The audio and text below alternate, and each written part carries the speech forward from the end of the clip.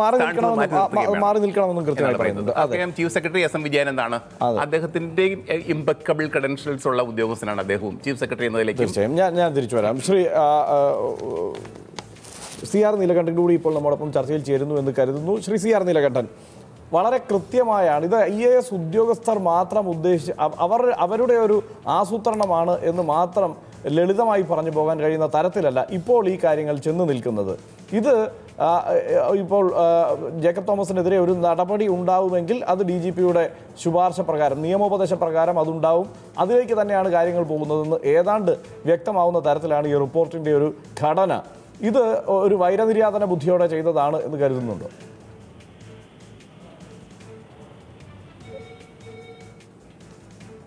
Shri CR Neelakantan, കേൾക്കാമോ? തീർച്ചയായിട്ടും ഇതില് ഒരുപാട് സാഹചര്യങ്ങൾ നമ്മൾ പരിശോധിക്കേണ്ടതുണ്ടെന്ന് തോന്നുന്നു. പക്ഷേ ഒന്നാമത്തെ വിഷയം, ഇത് വന്ന ഒരു കോണ്ടെക്സ്റ്റ്. ഈ കേസ് ഇപ്പോൾ നേരത്തെ KM അബ്രഹാമിന്റെയും ടോം ജോസിന്റെയും പോൾ ആന്റണിയുടെയും ഒക്കെ പേരിൽ അന്വേഷണം വേണം എന്നാവശ്യപ്പെട്ടപ്പോൾ കേരളത്തിലെ IAS ഉദ്യോഗസ്ഥന്മാർ ഒറ്റക്കെട്ടായി നിന്ന കഥയൊക്കെ നമ്മൾ ചർച്ച ചെയ്തതാണ്. ആ അർത്ഥത്തിൽ അതിനൊരു സന്ദർഭമുണ്ട് എന്ന് നമുക്ക് കാണാം. രണ്ടാമത്തെ വിഷയം, ഇവിടെ ചർച്ചയ്ക്ക് വരാത്തൊരു കാര്യം, ഞാനിത് മെറിറ്റിലേക്ക് പോകുന്നില്ലെങ്കിൽ പോലും ഈ കേസ് ഒരിക്കൽ ഹൈക്കോടതിയുടെ പരിഗണനയിൽ വന്ന വിഷയമാണ് എന്ന് ഓർക്കുക. ജസ്റ്റിസ് കമാൽ പാഷയുടെ ബെഞ്ചിൽ ഇത് കഴിഞ്ഞ UDF ഗവൺമെന്റിന്റെ കാലത്ത് വന്നൊരു വിഷയമാണ്. ജസ്റ്റിസ് കമാൽ പാഷയുടെ ബെഞ്ചിൽ അന്ന് ADGP ആയിരുന്ന വിൻസെന്റ് ജേക്കബ് തോമസിനെ മാറ്റണമെന്ന് അന്ന് അദ്ദേഹത്തിന്റെ ഉയർന്ന ഉദ്യോഗസ്ഥൻ, അദ്ദേഹത്തെക്കാൾ ഉയർന്ന അദ്ദേഹത്തിന്റെ ഉയർന്ന പദവിയിൽ ഇരിക്കുന്ന വിൻസെന്റ് പോളിനോട് ആവശ്യപ്പെടുന്ന ഒരു ഹർജിയാണ് ഹൈക്കോടതിയിൽ വന്നത്.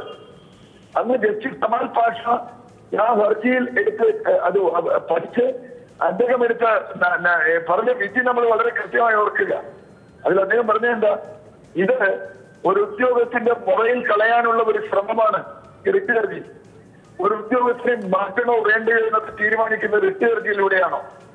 ഇത്തരം ഹർജികൾ സത്യസന്ധരായ ഉദ്യോഗസ്ഥരെ തളർത്താനെ സഹായിച്ചു എന്ന് കമാൽ പാഷയുടെ വിധിയുണ്ട്, അദ്ദേഹത്തിന്റെ നിരീക്ഷണമുണ്ട്. ഞാൻ പറഞ്ഞു വന്നത് ഇത് ജുഡീഷ്യൽ റിവ്യൂ കഴിയാത്ത ഒരു വിഷയമല്ല ഇപ്പൊ കൊണ്ടുവന്നിരിക്കുന്നത്. രണ്ടാമത്തെ കാര്യം, ഇത് കൊണ്ടുവരുന്ന ഘട്ടത്തിൽ അതുകൊണ്ടാണ് ഇതിന്റെ കോണ്ടെക്സ്റ്റ് പ്രധാനമാകുന്നത്. ടോം ജോസോ KM അബ്രഹാമോ അല്ലെങ്കിൽ അവരൊന്നും തെറ്റിയതൊന്നും ഞാൻ പറയുന്നത് ലക്ഷ്യറിയില്ല. അവർക്കെതിരെ ആരോപണം വന്നു കഴിഞ്ഞപ്പോൾ, ചില അന്വേഷണം നടന്നു കഴിഞ്ഞപ്പോൾ അവരെ മാറ്റി നിർത്തണം എന്ന ആവശ്യം ചിലരൊക്കെ ഉന്നയിച്ചപ്പോൾ അതിനെതിരെ ഏറ്റവും ശക്തമായി പ്രതികരിച്ചവരാണ് ഈ IAS ഉദ്യോഗസ്ഥന്മാർ. ഇപ്പോ അവരാണ് ആവശ്യപ്പെടുന്നത് ജേക്കബ് തോമസിനെ മാറ്റണം. ജേക്കബ് തോമസിനെതിരെ അന്വേഷിക്കട്ടെ. ആ പറയുന്നത് മുഖ്യമന്ത്രി നിയമോപദേശം തേടിയിട്ടുണ്ട്. നിയമോപദേശം തേടി വരട്ടെ. മുഖ്യമന്ത്രി എന്ത് തീരുമാനം എടുക്കുന്നതിനെ ആശ്രയിച്ച് മുഖ്യമന്ത്രിയെ കുറിച്ച് ഞാൻ അഭിപ്രായം പറയും. കാരണം അദ്ദേഹം ഇത് നിയമപരമായ തീരുമാനത്തിൽ മാത്രമല്ല പ്രശ്നം. പക്ഷേ ശ്രീ CR നീലകണ്ഠൻ, അന്ന് ഈ നിലയ്ക്ക് ഹൈക്കോടതിയിൽ ഈ കേസും എത്തുമ്പോൾ ഈ നിലയ്ക്കുള്ള ഒരു റിപ്പോർട്ട് ഉണ്ടായിരുന്നില്ല. ഇതിപ്പോൾ ഈ KM എബ്രഹാം അതിനുശേഷം തയ്യാറാക്കിയിരിക്കുന്ന ഒരു റിപ്പോർട്ടാണ്. ആ റിപ്പോർട്ടിൽ 27 പോയിന്റുകൾ അദ്ദേഹം എണ്ണി പറയുന്നു. എന്തെല്ലാം തരത്തിലാണ് ഈ വിഷയത്തിൽ, എന്താണ് ഗുരുതരമായ ആരോപണമാണ്, വെട്ടിപ്പ്, അതുപോലെ തന്നെ ഫോർജറി, അതുപോലെ എന്താണ് വിശ്വാസവഞ്ചന, ഇങ്ങനെ ഓരോന്നോരോന്നായി പറഞ്ഞുകൊണ്ടാണ് എന്താണ് സംഭവിച്ചിരിക്കുന്നത് എന്ന് അദ്ദേഹം പറഞ്ഞിരിക്കുന്നത്. അപ്പോൾ അതിനൊക്കെ തെളിവും അദ്ദേഹം ഹാജരാക്കിയിരിക്കുന്നു. 330 പേജുണ്ട് ഈ റിപ്പോർട്ട് മൊത്തത്തിൽ. അപ്പോൾ അങ്ങനെ ഒരു റിപ്പോർട്ട് കാണാതെ വന്ന വിധിയാണത്. അപ്പോൾ അതുകൊണ്ട് ഈ റിപ്പോർട്ടിന് പ്രസക്തിയില്ല എന്ന് പറയാൻ കഴിയുമോ?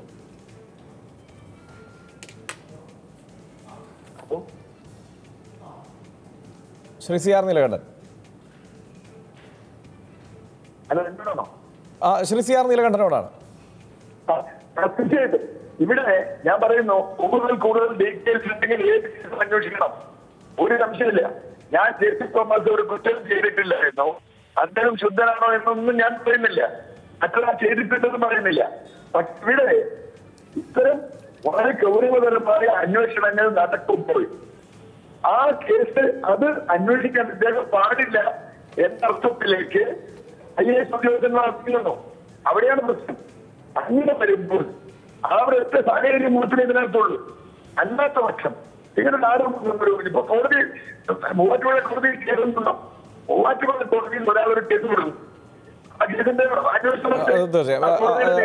ലൈനിൽ തകരാറുണ്ട്. അതുകൊണ്ട് വളരെ പെട്ടെന്ന് താങ്കൾ നേരിട്ട് സ്റ്റുഡിയോയിൽ അല്പസമയത്തിനകം ലഭ്യമാകും എന്ന് തന്നെ കരുതുന്നു. ഞാൻ തിരിച്ചു വരാം താങ്കളിലേക്ക്. ശ്രീ ജോസഫ് വാഴക്കൻ, ഈ പറയുന്ന സാഹചര്യങ്ങൾ താങ്കൾ മുന്നോട്ട് വച്ച സാഹചര്യത്തെക്കാൾ കൂടുതൽ ഗുരുതരമാണ് ഈ റിപ്പോർട്ട് വായിച്ചു നോക്കുമ്പോൾ. അതിന്മേൽ ഈ ചീഫ് സെക്രട്ടറി നടപടിക്ക് ശുപാർശ ചെയ്തിരിക്കുന്നത് കാണുമ്പോൾ ഒക്കെ മനസ്സിലാക്കാൻ കഴിയുക. കർശനമായ ഒരു നിലപാടാണ് ചീഫ് സെക്രട്ടറി ഈ കാര്യത്തിൽ സ്വീകരിച്ചിരിക്കുന്നത്. അതെന്തായാലും ഈ സർക്കാരിൻ്റെയോ അല്ലെങ്കിൽ രാഷ്ട്രീയ താല്പര്യം മുൻനിർത്തിയോ ഒന്നും ആകാൻ സാധ്യതയില്ലല്ലോ. അത് സർക്കാരിൻ്റെ താല്പര്യമല്ലെന്നല്ല, രാഷ്ട്രീയ താല്പര്യം മുൻനിർത്തിയാകാൻ സാധ്യതയില്ല, CPM-ൻ്റെ താല്പര്യം മുൻനിർത്തിയാവാൻ സാധ്യതയില്ല.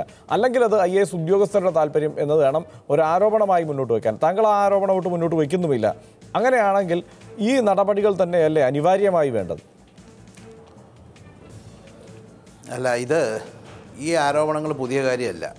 ഇത് വളരെ കാലമായിട്ടുള്ളതാണ്. മാത്രമല്ല, ഈ ഗവൺമെൻറ് വന്നതിന് ശേഷം ഇതേ KM എബ്രഹാമും ചീഫ് സെക്രട്ടറിയും നിരവധി ആളുകൾ ഈ വിഷയം വീണ്ടും വീണ്ടും ഉന്നയിക്കുകയും ഒക്കെ ചെയ്തിട്ടുള്ളൊരു വിഷയമാണ്. അന്നൊക്കെ വളരെ ഏകപക്ഷീയമായി മുഖ്യമന്ത്രി അതിനെയൊക്കെ തട്ടിക്കളയുകയും അദ്ദേഹത്തിന് സർട്ടിഫിക്കറ്റ് കൊടുക്കുകയും നിയമസഭയ്ക്കകത്തും അതുപോലെ തന്നെ ഹൈക്കോടതിയിലും ഒക്കെ സർട്ടിഫിക്കറ്റ് കൊടുക്കുകയും ചെയ്തിട്ടുണ്ട്, ഇതിൻ്റെ ഡീറ്റെയിൽസിലേക്ക് പോകാതെ.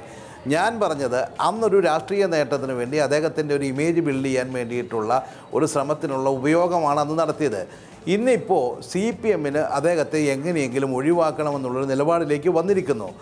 ഇവിടെ നേരത്തെ തന്നെ ജേക്കബ് തോമസിനെതിരെ സംസാരിക്കാൻ ചെന്ന IAS ഉദ്യോഗസ്ഥന്മാരോട്, പ്രത്യേകിച്ച് ചീഫ് സെക്രട്ടറിയോടൊക്കെ അന്ന് പറഞ്ഞത് എന്താണെന്ന് നമുക്കറിയാം.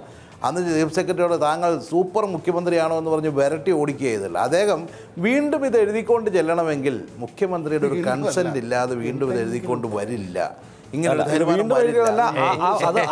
അപ്പോൾ മേശപ്പുറത്തുണ്ട്. ആ ഘട്ടത്തിലും ഇത് വീണ്ടും അദ്ദേഹം കൊടുത്തതല്ല, ഇത് മുഖ്യമന്ത്രിയുടെ മേശപ്പുറത്തുണ്ട്, അല്ലെങ്കിൽ മുഖ്യമന്ത്രിയുടെ ഓഫീസിലുണ്ട്. മുഖ്യമന്ത്രി കഴിഞ്ഞ 1.5 മാസമായി ഇതിൽ നടപടി സ്വീകരിച്ചിട്ടില്ല എന്ന് മാത്രമേ ഉള്ളൂ. മുഖ്യമന്ത്രി ഇത്രയും കാലം സപ്പോർട്ട് ചെയ്തുകൊണ്ടിരുന്നത് എന്തിനാണ്? ഈ സപ്പോർട്ട് ചെയ്തുകൊണ്ടിരുന്നതുകൊണ്ട് അത് ജേക്കബ് തോമസിനുള്ള സ്നേഹം കൊണ്ടൊന്നുമല്ല, അഴിമതിക്കെതിരായിട്ടുള്ള പോരാട്ടത്തിലുള്ള താല്പര്യമല്ല. ഇന്നിപ്പോൾ പുതിയ പുതിയ മേഖലകളിലേക്ക് അന്വേഷണങ്ങൾ വരുന്നു. ഇതുമായി മുന്നോട്ട് കൊണ്ടുപോകാൻ പാടില്ലെന്നുള്ള ഉറച്ച തീരുമാനം മാർക്സിസ്റ്റ് പാർട്ടി എടുത്തിട്ടുണ്ട്. അതുപോലെ മനോജ് നേരത്തെ പറഞ്ഞിട്ടുള്ള VS അച്യുതാനന്ദനെ ഒന്നും ഞങ്ങളാരും ചെറുതായിട്ട് കാണുന്നൊന്നുമില്ല. ഭരണപരിഷ്കാര കമ്മീഷൻ എന്ന് പറഞ്ഞ് നിങ്ങൾ മൂലയിലിരുത്തിയെങ്കിലും അദ്ദേഹം കേരളത്തിൻ്റെ മുൻ മുഖ്യമന്ത്രിയും ഏത് കാര്യത്തെക്കുറിച്ച് അഴിമതിക്കെതിരെ അദ്ദേഹം നടത്തിയ പോരാട്ടമല്ലേ ഈ മാർക്സിസ്റ്റ് പാർട്ടിയെ കേരളത്തിൽ പിടിച്ചു നിർത്തത് തന്നെ. ഈ തെരഞ്ഞെടുപ്പ് ജയിച്ചത് എങ്ങനെയാണ്? ആ മനുഷ്യനെയൊക്കെ ഒരു സെക്കൻഡ് കൊണ്ട് അങ്ങനെ മറന്നുകൊണ്ടെന്നുള്ള ഒരു അഭിപ്രായം പറച്ചില്ല ഒട്ടും ശരിയല്ല എന്നുള്ളതാണ് ഞങ്ങളുടെ അഭിപ്രായം. ശ്രീ PM മനോജ്, ഈ പറഞ്ഞ കാര്യങ്ങളിൽ, അതായത് അദ്ദേഹം ആരോപിക്കുന്ന കാര്യങ്ങളിൽ ചിലത് ഈ മൈക്രോ ഫിനാൻസ് അഴിമതിയായാലും ആ നിലയ്ക്ക് ഉയർന്നു വന്ന പല കേസുകളും കൃത്യമായി അന്വേഷണം നടക്കുന്നില്ലതിന്മേൽ നടപടി ഉണ്ടാവുന്നില്ല എന്ന ആരോപണം VS അച്യുതാനന്ദൻ മാത്രമല്ല ഉന്നയിക്കുന്നത്. അതുമാത്രമല്ല, അത് ഒരു യാഥാർത്ഥ്യമാണ്. ഇതൊക്കെ കേരളം ഇടതുമുന്നണി അധികാരത്തിൽ എത്തുമ്പോൾ തന്നെ പ്രതീക്ഷിച്ചിരുന്നതാണ്. ചില വിജിലൻസ് അന്വേഷണങ്ങളിൽ ചില നടപടികൾ ഉണ്ടാകുമെന്ന്. പക്ഷേ അതുണ്ടാവുന്നില്ല എന്ന പരാതി നിലനിൽക്കുന്നു. പക്ഷേ അതിന് ഉത്തരവാദി സർക്കാരാണോ ഈ വിജിലൻസ് ഉദ്യോഗസ്ഥൻ മാത്രമാണോ എന്നതാണ് പ്രശ്നം. അല്ല, അതിൻ്റെ അടിസ്ഥാനപരമായ പ്രശ്നം ശ്രീ ജോസഫ് വാഴക്കൻ ഉൾപ്പെടെയുള്ള കഴിഞ്ഞ 5 വർഷത്തെ UDF ഭരണകാലത്ത് നടന്ന കൊടിയ അഴിമതികൾ അത് അന്വേഷിക്കുന്നതിൽ വേഗം പോരാ എന്ന അഭിപ്രായം എനിക്കും ഹർഷനും അതുപോലുള്ള എല്ലാവർക്കും ഉണ്ട്. അതുകൊണ്ട് തന്നെ അത് സ്വാഭാവികമായിട്ട് അഴിമതിക്കെതിരെ ഇത്രയും നാൾ പോരാട്ടം നടത്തിയ സഖാവ് VS അച്യുതാനന്ദൻ ആ ആഗ്രഹം അത് പ്രകടിപ്പിച്ചുകൂടായിക ഇല്ല എന്നൊന്നും ഞാൻ പറയുന്നില്ല. ഞാൻ പറഞ്ഞത് ഭരണവുമായി ബന്ധപ്പെട്ട കാര്യങ്ങൾ സഖാവ് VS-ൻ്റെ അഭിപ്രായങ്ങൾ അത് ഭരണപരിഷ്കരണ കമ്മീഷൻ റിപ്പോർട്ട് എന്ന നിലയിലാണ് വരിക. അത് ആ ഘട്ടത്തിൽ ചർച്ച ചെയ്യാമെന്നാണ് പറഞ്ഞത്. അല്ലാതെ അത് VS-നെ അവമാനിക്കലാണ് എന്ന് പറഞ്ഞ് ഒരു കുത്ത് ഇങ്ങോട്ട് തരാനുള്ള ഏർപ്പാട് അത് നടക്കില്ല. രണ്ടാമത്തത് ഈ ജേക്കബ് തോമസിൻ്റെ കാര്യം പറഞ്ഞു. ജേക്കബ് തോമസ് വ്യക്തി എന്ന നിലയിൽ ഒരാൾ നല്ലവൻ, ഞാൻ സ്ഥിരമായിട്ട് പറയുന്നതാണ്. ഈ KM എബ്രഹാം ഇദ്ദേഹം കൃത്യമായി എല്ലാ തവണയും പറയുന്നതാണ്, അദ്ദേഹം വളരെ നല്ലവനാണ്, അദ്ദേഹം സഹാറ ഗ്രൂപ്പിനെ കുടുക്കിയവരാണ്, മഹാനാണ്. ജേക്കബ് തോമസ് അദ്ദേഹം മഹാനാണ്, അദ്ദേഹം നിരവധി പോരാട്ടങ്ങൾ, അഴിമതി വിരുദ്ധ പോരാട്ടം നടത്തിയിട്ടുള്ള ആളുകളാണ്. ഇങ്ങനെ ഓരോരുത്തരെ ഓരോ കള്ളിയിലാക്കി വെച്ചുകൊണ്ട് നമ്മൾ പ്രശ്നങ്ങളെ കൈകാര്യം ചെയ്താൽ അപകടത്തിലേക്കാണ് പോവുക. മറിച്ച് ജേക്കബ് തോമസിൻ്റെ കാര്യത്തിൽ ഇതുപോലെ ജുഡീഷ്യൽ റിവ്യൂ നടന്നിട്ടുള്ളതാണ് ശ്രീ CR നീലകണ്ഠൻ പറഞ്ഞത് ശരിയാണ്. അതോടൊപ്പം തന്നെ പുതിയ റിപ്പോർട്ട് വന്നിട്ടുണ്ട്. അത് വളരെ വിശദമായ റിപ്പോർട്ടാണ്. അതിൽ പുതിയ തെളിവുകൾ അടങ്ങുന്നുണ്ടെങ്കിൽ നേരത്തെ ജുഡീഷ്യൽ റിവ്യൂ നടന്നാൽ പോലും അത് പുനഃപരിശോധിക്കപ്പെടണം.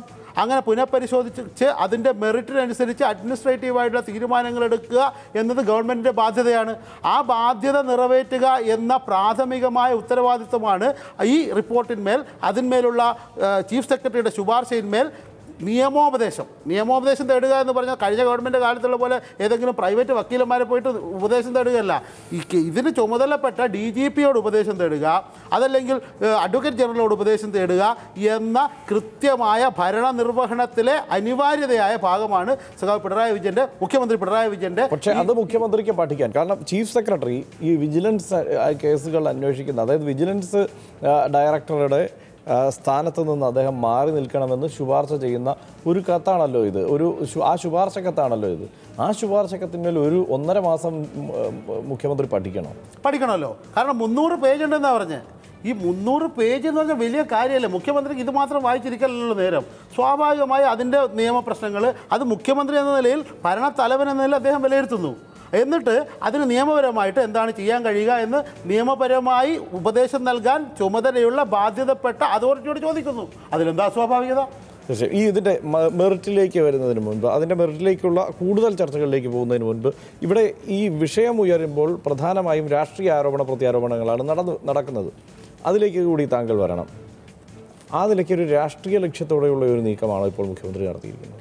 അല്ല, രാഷ്ട്രീയ പ്രവർത്തനം നടത്തുന്ന എല്ലാ കാര്യങ്ങളിലും രാഷ്ട്രീയമുണ്ട് ഫർഷൻ, അതിനകത്ത് സംശയമൊന്നുമില്ല. പക്ഷേ ഇവിടെ നമ്മുടെ ജോസഫ് വാഴക്കൻ പറയുന്നതിനകത്തും രാഷ്ട്രീയമുണ്ട്. വാഴക്കൻ പറയുന്നത് മുഖ്യമന്ത്രി അദ്ദേഹത്തെ മാറ്റാൻ തീരുമാനിച്ചിരിക്കുന്നു, അതനുസരിച്ച് റിപ്പോർട്ട് എഴുതി മേടിക്കുന്നു എന്നാണ്. ഇത് രണ്ടും തെറ്റാണ്. വാഴക്കൻ രണ്ടും തെറ്റാണ്.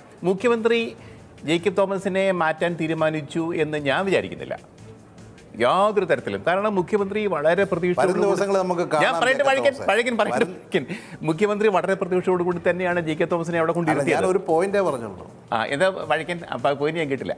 അതെ അതെ അല്ല, വരും ദിവസങ്ങളിൽ കാണാവുന്നതാണ്. അതെ അതെ അല്ല, വരും ദിവസങ്ങളിൽ കാണാവുന്ന. വഴക്കൻ ഈ റിപ്പോർട്ട് ഒന്ന് പരിശോധിച്ച് നോക്കണം. 330 പേജുള്ള ആ റിപ്പോർട്ട് ഇതുവരെയും ഇതിനകത്ത് 11 പേജേ ഉള്ളൂ. ഇപ്പോൾ കിട്ടിയേക്കുന്ന സിനോപ്സിസ് മാത്രമാണ്. അതിനകത്ത് അതിൻ്റെ ക്രക്സ് ഇപ്പോൾ എല്ലാം ഉണ്ട്, പ്രധാനപ്പെട്ട അംശങ്ങൾ മുഴുക്കുകയും ഉണ്ട്. അത് 11 പേജ് വായിച്ച് നോക്കിയാൽ മനസ്സിലാവും. ഇത് ഒരു ദിവസം കൊണ്ടോ 10 ദിവസം കൊണ്ടോ 1 മാസം കൊണ്ടോ എഴുതാൻ പറ്റുന്നതല്ല. അതാണ് ഇത്. ഈ 10 പേജിലുള്ളത് ആരോപണങ്ങൾ, അതിന്റെ തെളിവുകൾ ബാക്കിയുള്ള തെളിവുകൾ എന്ന് വെച്ചാൽ എനിക്ക് കുറച്ചൊക്കെ കാര്യങ്ങളൊക്കെ മനസ്സിലാക്കുന്നത് ഭീകരമായ തെളിവുകളാണെന്നാണ് മനസ്സിലായിട്ടുള്ളത്. അത് അന്വേഷണ ഉദ്യോഗസ്ഥന്മാർ, KM മാത്രമല്ല അദ്ദേഹത്തിൻ്റെ കൂടെ ഒരു ടീം തന്നെ ഉണ്ടായിരുന്നു അന്വേഷിക്കാൻ. അതാണ് അവരിൽ നിന്നൊക്കെ കിട്ടിയ ചില ടിപ്സാണ് എനിക്ക് ഉണ്ടായത്.